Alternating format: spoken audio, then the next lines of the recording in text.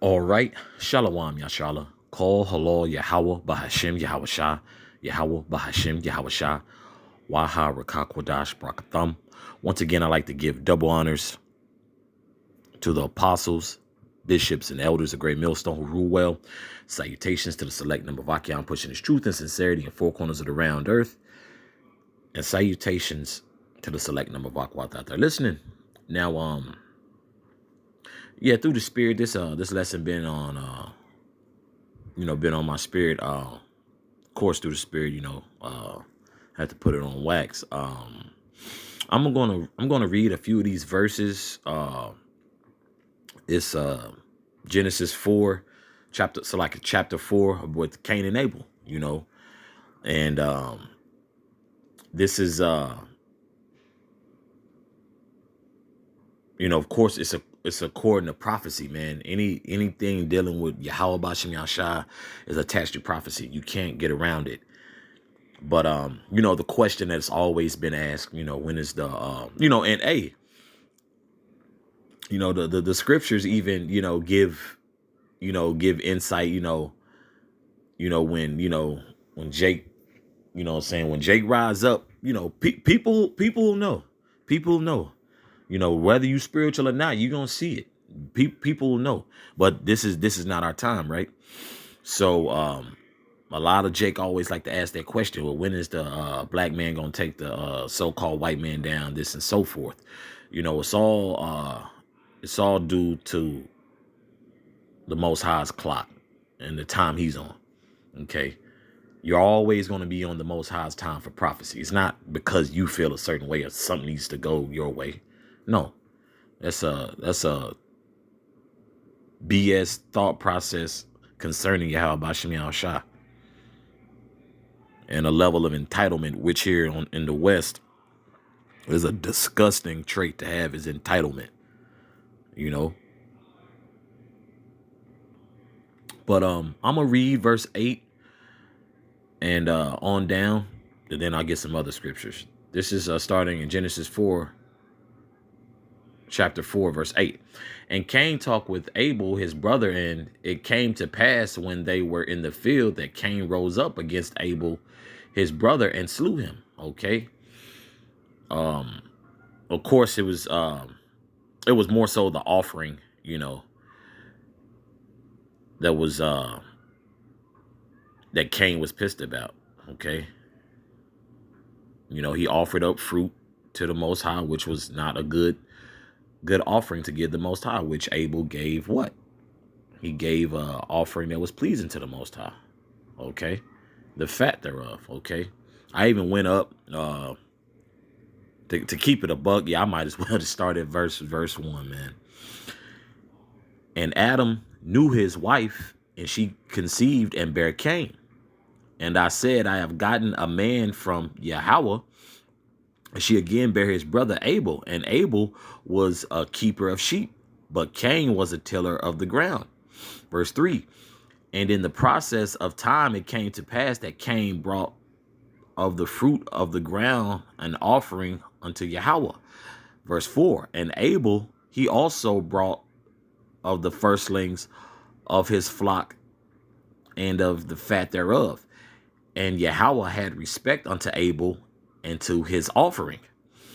But unto Cain and to his offering he had not respect. And Cain was very wroth, and his countenance fell. Verse 6. And Yahweh said unto Cain, why art thou wroth, and why is thy countenance fallen?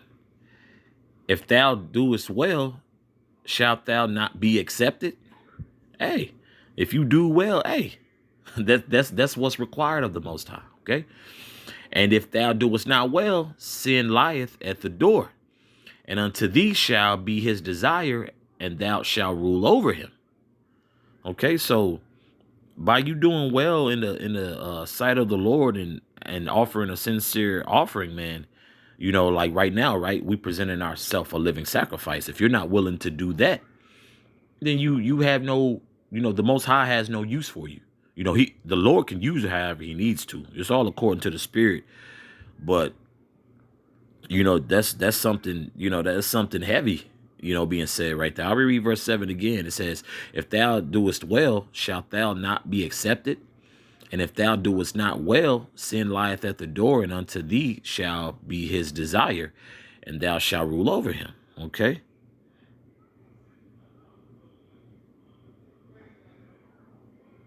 And matter of fact, let me read that. Let me read that in the NLT. In Genesis chapter 4, verse 7. It says, you will be accepted if you do what is right. But if you refuse to do what is right, then watch out. Sin is crouching at the door, eager to control you, but you must subdue it and be its master. More basically,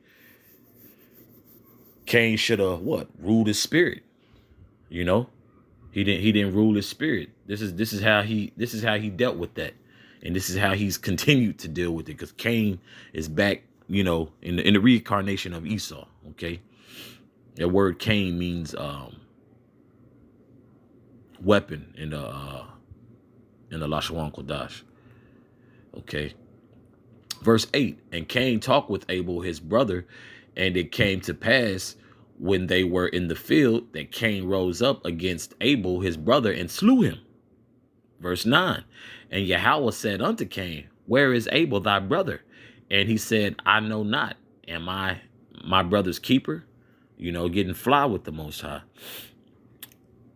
Right there.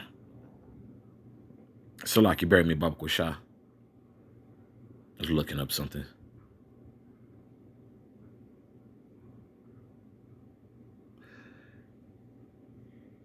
Verse 10, and he said, what hast thou done? The voice of thy brother's blood crieth unto me from the ground. Verse 11, and now art thou cursed from the earth, which hath opened her mouth to receive thy brother's blood from thy hand. Verse 12, when thou tillest the ground, it shall not henceforth yield unto thee her strength. A fugitive and a vagabond shalt thou be in the earth. And that's what the so-called white man has been every since this occurred, man. It's crazy and far-fetched as it might sound. Hey, Esau, the so-called white man, is the biggest fugitive and vagabond, that's that the earth has seen, and if you disagree, that's fine. Not here to debate. This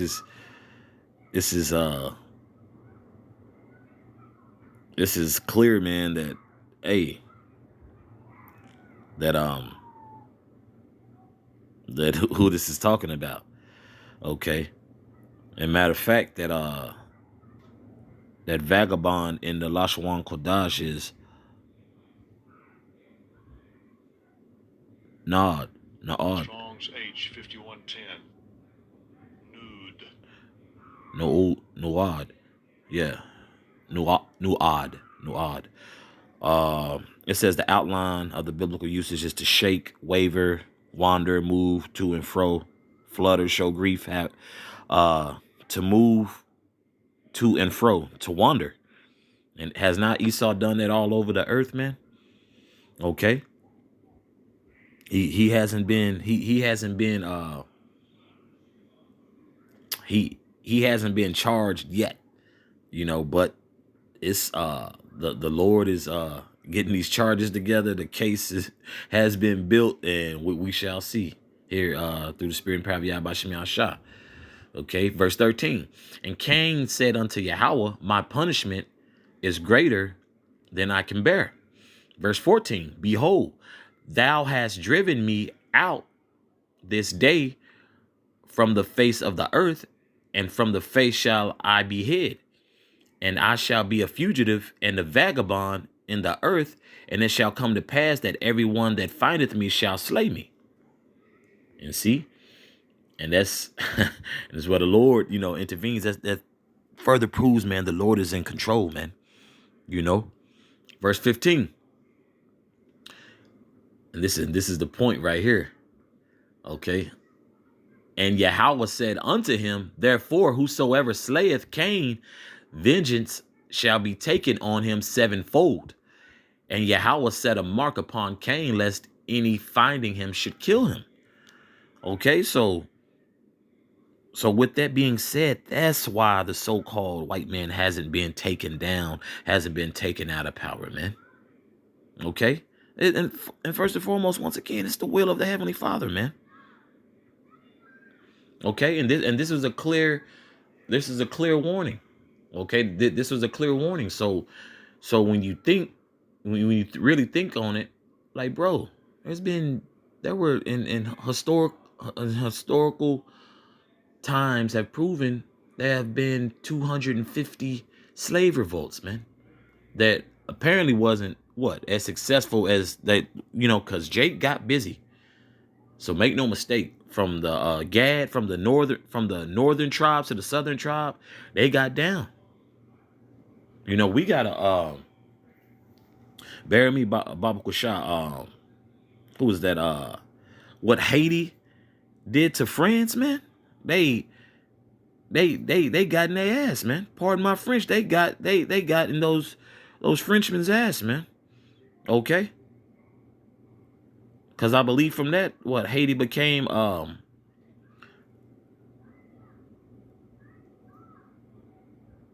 republic. But you see, the Lord didn't further prosperity for the Levites with that, right? Because it really forbade any man to do anything to Cain, man. Okay, Cain just didn't disappear. Okay. Let me see. Bury me Baba Kusha. Let me see what year that was. Bury me Baba Kusha.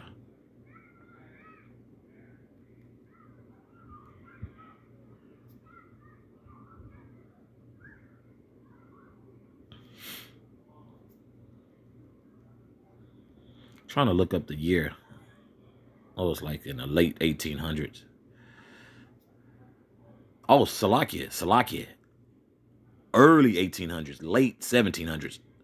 Salakia.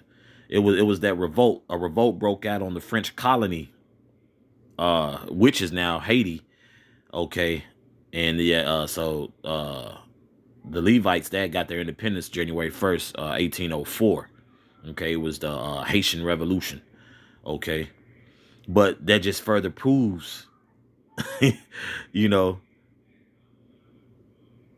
that just further proves that this isn't our rest, and it's only an appointed time that Jake will be able to do, to do the will of the Heavenly Father. But those 220 years ago, it just wasn't the time.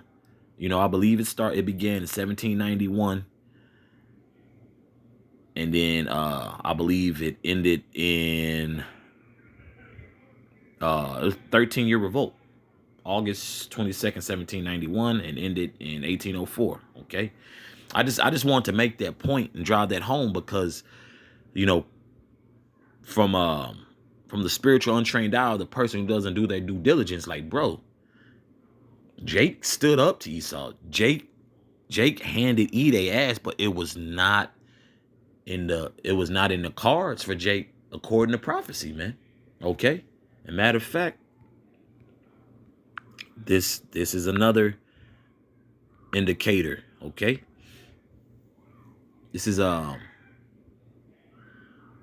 Job chapter 9, verse 24. The earth is given into the hand of the wicked.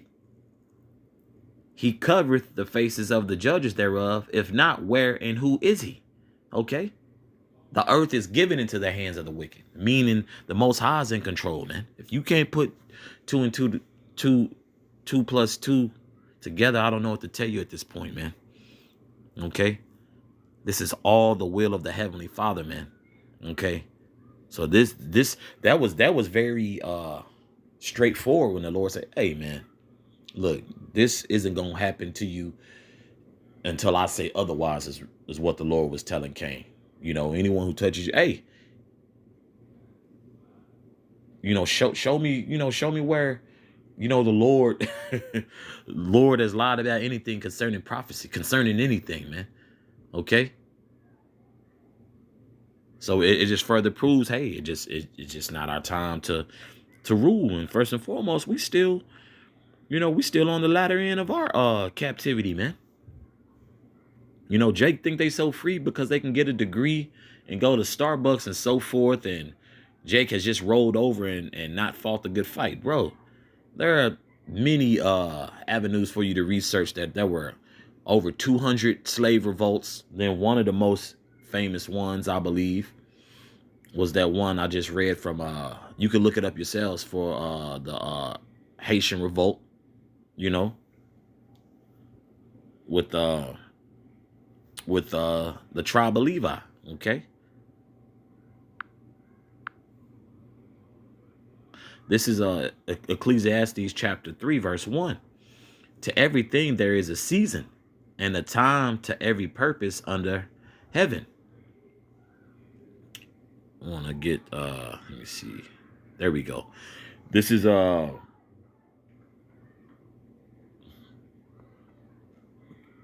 verse 3. This is Ecclesiastes 3 and verse 3. A time to kill and a time to heal, a time to break down and a time to build up. Okay? It's all according to prophecy and the time that the Lord sets. Okay? The Lord controls everything, man. So whatever, time the Lord sees fit, that's where the alarm is going to go off. The Lord is in charge of that. Okay. That's why the so-called white man is in power. Okay. For all you, Jakes who losing their goddamn mind from this past election and many other elections before it. Oh, when is, you get the general frustration, but it's like, bro, nah. And that's why I call Halal Yabashim Yasha, Yahweh Shah HaMashiach is going to intervene, man. We need a kingdom, man. Because Jake is just content with somebody ruling over him and just doing whatever the hell they want to do. If you really want a true leader, look to Yahweh Bashim Yahshua. Okay? But we see this place is on its way out anyway, and the Lord is going to deliver like he always has, man. Call Halal Yahweh Bashim Yahshua for that.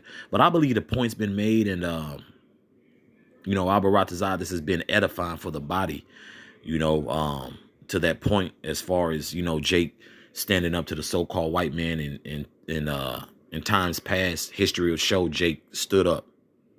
Jake went hard at Esau. The southern kingdom and the northern kingdom went hard, okay? Wars were, come on, remember, remember the Alamo. Come on, man. All these things, man, and when you find out a lot of about what happened over there, hey, he was getting their ass handed to him. Guerrilla warfare with Gad and all that. Like Jake was on E's ass, man. I know this lesson has come to an end, but I just want to make sure that was hit home. So I'm gonna close out now. I just want to have that last part. Once again, call Halal Yahweh Bahashim Yahweh Shah, Yahweh Bahashim Yahweh Shah, Waha Rakak Kodash Brakathum. Once again, I'd like to give double honors to the apostles, bishops, and elders of Great Millstone who rule well. Salutations to the select number of Achion pushing his truth and sincerity in four corners of the round earth. Salutations to the select number of Akwat out there listening. Shalom.